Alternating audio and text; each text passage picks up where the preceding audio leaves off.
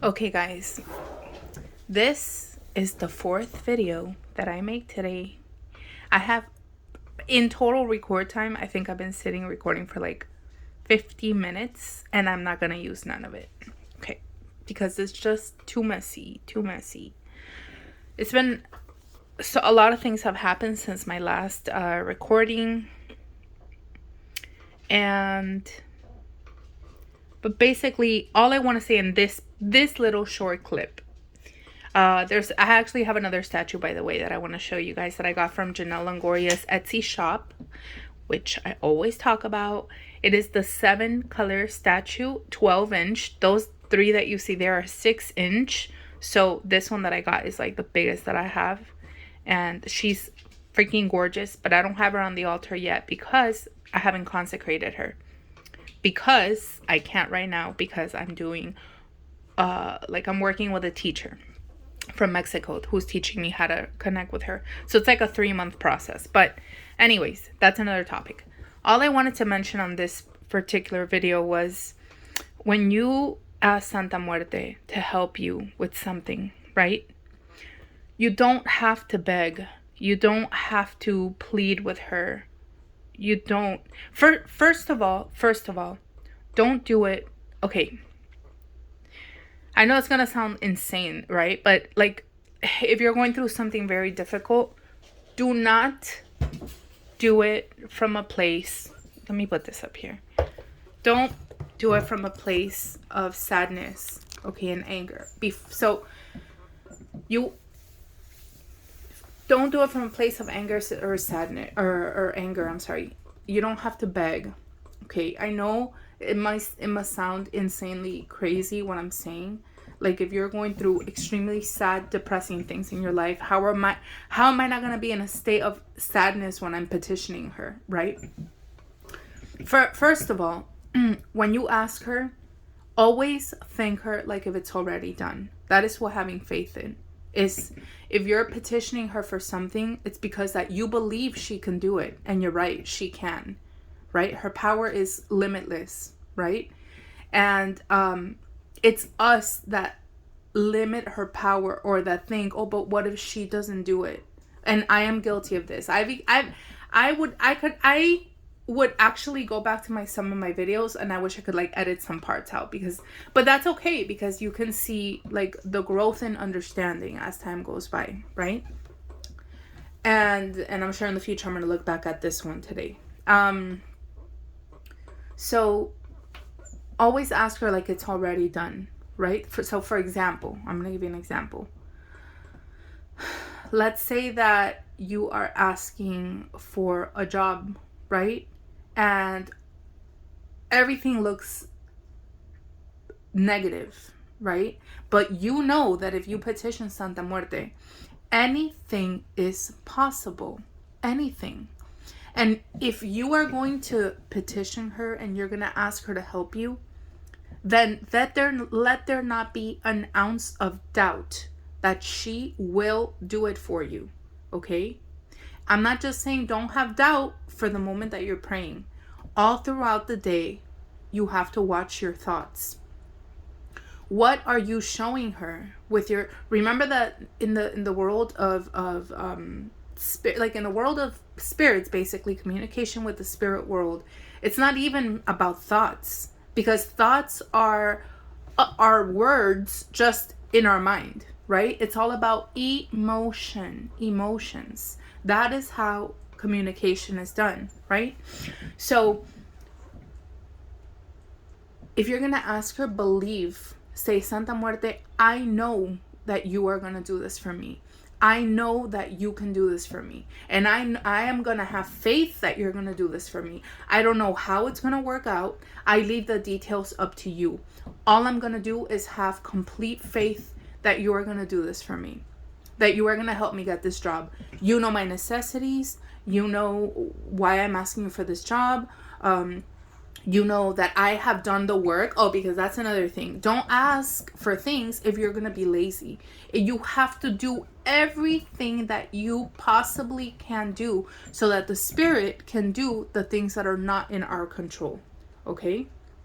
So or the things that we don't have control over, which that in itself is an absolute lie, because you have control over everything around you. They are manifestations of your thoughts from the past or your thoughts from now, but they are manifestations of your energy. Okay, so when you're going to petition her, like I said, you petition like it's already done. I thank you that you're going to give me this job. I thank you that I always have that, that I was able to pay my bills this month. Thank you for being there for me. Thank you for guiding me. Thank you for protecting me. I have complete trust in you. And then when you finish asking her and finish in meditation and you go about your day, don't feel worried. Okay? And I know it's very, very hard, because even I have struggled with it. But just because I struggle doesn't mean I feed into it. I just struggle with it. Okay? So your thoughts is where you're going to control it. I'm going to give you an example, because in my case, all this past month, I've been controlling my thoughts. I'm not saying you're not going to get negative thoughts. You will get negative thoughts throughout the day, right? But as soon as you catch yourself that you're thinking it, you immediately put a stop to it. You will not entertain it any further.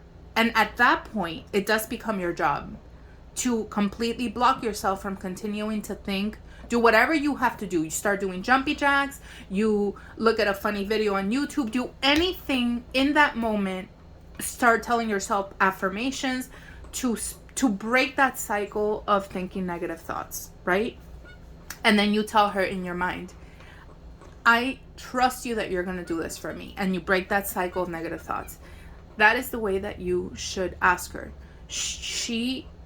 What is it that you're feeling all day? You are saying, I fully trust you and everything for 10, 15, 30 minutes that you're in meditation with her. And then the rest of the day, you're like, oh my God, but what if it doesn't happen? Well, I'm going to plan to do this just in case that doesn't happen. That's not having faith, and you may have some results or you may not, if that's how you're gonna ask. I'm trying to teach you in a way that it's gonna be effective. You know what I mean? That you're most likely to get a positive outcome from her, or what you want. You know what I mean? I'm still learning as I'm going by, but this is something that I'm telling you because I have realized in my life personally, it's been working, and it's been so hard. I don't want to ramble. Like I said, this is the 4th video that I've tried to make. There's a reason why I'm telling you this. I just achieved something on the 30th of October. That is a fucking miracle. Okay, I passed a test to get my license to be a massage therapist. I went to school and everything. I finished school, but then the biggest step was overcoming the licensing test. So everything that I'm telling you, I'm speaking from experience. This entire month has been one of the most challenging things, I think, next to getting divorced, that I've ever been through. And challenging because I have put everything that I have ever preached and thought and learned to the test, and I put it into practice, right? I was struggling with severe anxiety every day. It was feelings of anxiety, but I didn't entertain negative thoughts, okay? So yes, my heart would be, there was times of the day where I would start kind of getting anxiety attacks, and I was constantly having to do meditations in the middle of the day just to calm back down. So it's not that I'm not talking about don't have anxiety, right? I'm not saying that. I'm just saying don't entertain negative thoughts. So I didn't allow myself to think what will happen if I don't pass the test. And there was moments that those thoughts did come. There was moments but luckily, I have a friend of mine that he's amazing, that he talked to me a couple times, and he's a psychologist and I think hypnotherapist, and he's awesome. So he helped me. But trust me when I tell you that I really, really, really took more control than I've ever had of my mind this month, because the negative thoughts were right there knocking at the door 24/7, thinking about this test and what happens if I don't pass this test. And I had to constantly catch them and start stopping them. And I'm telling you, I did anything that it took. If I was home and I was able to talk to him, I would send him a message telling him, okay, I need help. And he was awesome at helping me. But I mean, that wasn't the only thing I did. I did many things to don't entertain those thoughts, okay? That go opposite to what you're asking for. And like I said, once again, when you petition her, you thank her like it's already done, okay? And then watch your limiting thoughts in regards to what you asked for throughout the day. That is what I really wanted to say, what I've really learned this past month. And she will show up. She will show up. And I have also felt a stronger connection to her this past month than I have had in the entire year and a half almost that I've been her devotee. So I've been meditating with her every single night without fail for about a month. And I'm going to continue to do it indefinitely. I sit in meditation with her for about 25 minutes. And I try to connect with her. No, I don't try. I connect with her. I give her moments to be receptive, to hear what she has to say. There's moments in the meditation where I communicate with her what I want, with needs or wants that I have. And then again, I give her time to also make contact with me. And it's been awesome, guys. Like I'm exhausted. Like now that I passed the test, like I feel it's like I feel drained from all the intense things going on, but it's the most amazing feeling when you learn how you should ask her for help. You know what I mean? Like always be in a state of gratitude. Always be in a state of gratitude. And what else did I want to say? Oh, okay, so one of the, let's see, do I want to go over this?